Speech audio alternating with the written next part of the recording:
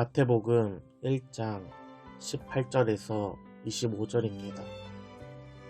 예수 그리스도의 나심은 이러하니라. 그의 어머니 마리아가 요셉과 약혼하고 동거하기 전에 성령으로 잉태된 것이 나타났더니 그의 남편은 의로운 사람이라 그를 드러내지 아니하고 가만히 끊고자 하여 이 일을 생각할 때에 주의 사자가 현몽하여 이르되 다윗의 자손 요셉아 내 아내 마리아 데려오기를 무서워하지 말라. 그에게 잉태된 자는 성령으로 된 것이라. 아들을 낳으리니 이름을 예수라 하라. 이는 그가 자기 백성을 그들의 죄에서 구원할 자이심이라 하니라. 이 모든 일이 된 것은 주께서 선지자로 하신 말씀을 이루려 하심이니 이르시되 보라 처녀가 잉태하여 아들을 낳을 것이 그의 이름은 임마누엘이라 하리라 하셨으니 이를 번역한즉 하나님이 우리와 함께 계시다 함이라. 요셉이 잠에서 깨어 일어나 주의 사자의 분부대로 행하여 그의 아내를 데려왔으나 아들을 낳기까지 동침하지 아니하더니 나음의 이름을 예수라 하니라. 아멘.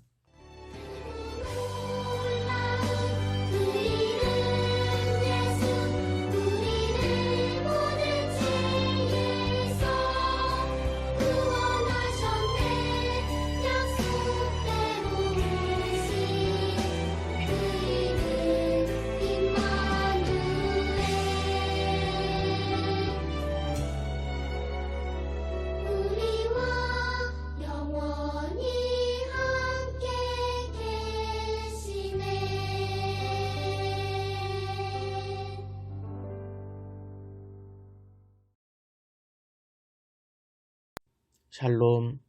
오늘도 주님의 은혜가 가득한 하루 되길 축복합니다. 오늘은 앉은 자리 새벽기도 이번 주의 마지막 날입니다. 우리는 지난 한 주간 민수기와 마태복음을 함께 보았습니다.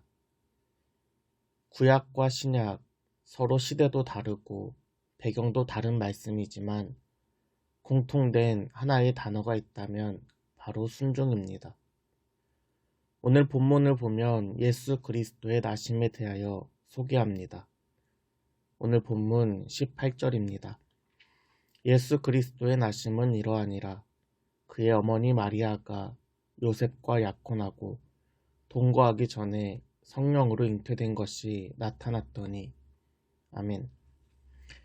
예수님의 어머니인 마리아가 요셉과 약혼을 하고 동거하기 전에 성령으로 잉태한 것이 나타났습니다. 당시 문화를 보면 결혼 전에 약혼식이 있습니다. 이는 단순히 결혼을 약속하는 행사가 아니라 남녀가 부부가 된 것을 공식적으로 알리는 중요한 의식입니다. 약혼 이후에 1년의 시간을 각자 보내면서 여성은 신부 수업과 순결을 지키고 남성은 함께 살 집을 구해야 합니다. 그리고 1년이 지난 후 두 부부는 비로소 한 몸이 될 수 있습니다. 그런데 마리아에게 잉태된 것이 나타났습니다. 처녀인 마리아의 몸에 성령으로 잉태된 것입니다. 처녀에게서 잉태된다라는 것은 상상할 수도 없는 일입니다. 그러나 마리아는 하나님의 뜻에 순종합니다. 이러한 일은 마리아의 남편 요셉에게도 상상할 수 없는 일입니다.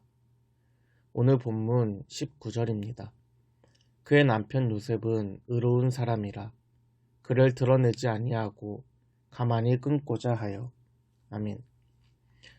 사랑하는 아내 마리아가 약혼 기간에 아이가 생겼습니다. 아내를 사랑한 만큼 큰 배신감도 듭니다. 그런데 아내는 성령으로 잉태됐다는 말도 안 되는 변명을 하고 있습니다. 그는 마리아와의 관계를 생각하면서 조용히 그 관계를 끊으려고 합니다. 당시 사회로 보면 약혼한 여성의 몸에 아이가 생긴다는 것은 그녀가 간음했음을 의미하는 것입니다.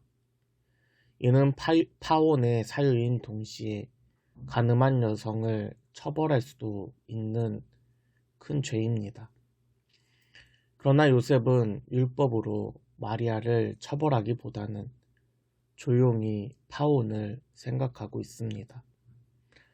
홀로 고민하는 요셉에게 주의 사자가 현몽하여 그에게 나타납니다.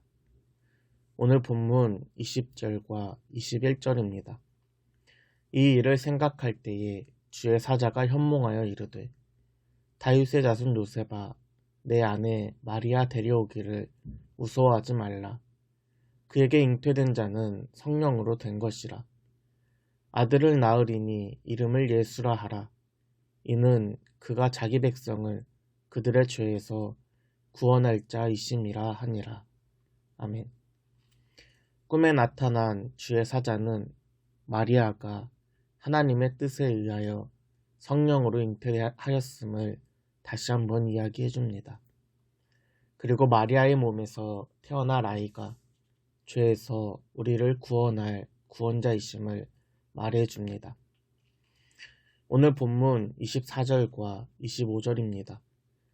요셉이 잠에서 깨어 일어나 주의 사자의 분부대로 행하여 그의 아내를 데려왔으나 아들을 낳기까지 동침하지 아니하더니 나음의 이름을 예수라 하니라. 아멘. 꿈에서 깨어난 요셉은 주의 사자의 분부대로 순종합니다. 그 즉시 아내를 집으로 데려와 아이가 태어날 때까지 동침하지 않습니다. 그렇게 마리아와 요셉의 순종으로 우리를 구원하신 예수 그리스도께서 이 땅에 오셨습니다. 이처럼 하나님께서는 우리에게 종종 순종을 요구하실 때가 있습니다. 그런데 그 뜻이 때때로 감당이 안 될 때가 있습니다. 민수기에서 이스라엘 민족은 구름에 따라 순종해야 합니다. 구름이 머물면 이스라엘 민족도 머물고 구름이 떠오르면 이스라엘 민족도 이동해야 합니다. 그런데 그때가 언제인지 이들은 알 수 없습니다. 그저 구름이 가는 대로 따라가야 합니다. 마리아와 요셉도 마찬가지입니다. 처녀가 아이를 잉태한다는 것은 상식 밖의 일이고 누구도 생각도 해보지 못한 일입니다. 그러나 순종에는 언제나 함께 하시는 하나님의 은혜가 있습니다. 민수기에서 구름 기둥과 불 기둥으로 하나님께서는 이스라엘 민족과 함께 하셨고 이들이 진영을 정리하고 행진할 때까지 기다려 주셨습니다. 또 마리아와 요셉이 고민할 때에도 주의 사자가 그들에게 함께 해주었고 이들이 순종할 때에 임마누엘의 은혜가 이 땅에 태어났습니다. 사랑하는 여러분, 전능하신 하나님께서 우리와 함께 일하시기를 원하십니다.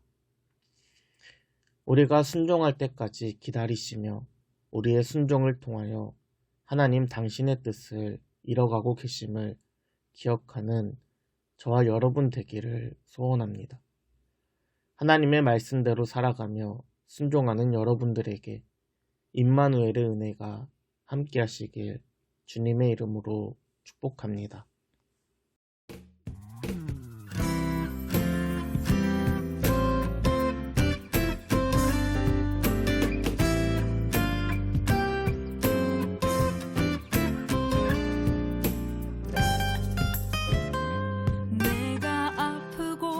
아팠던 시간은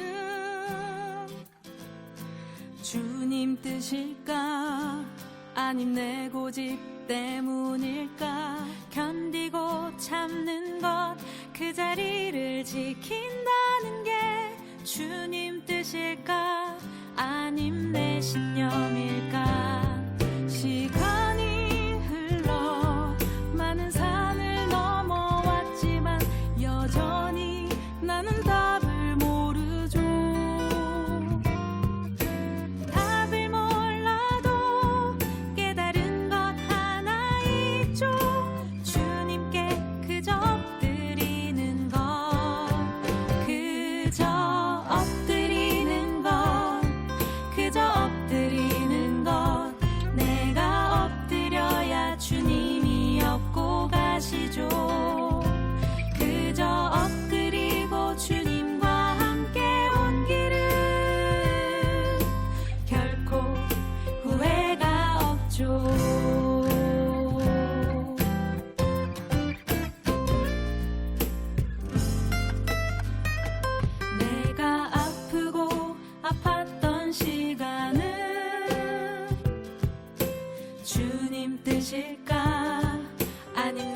고집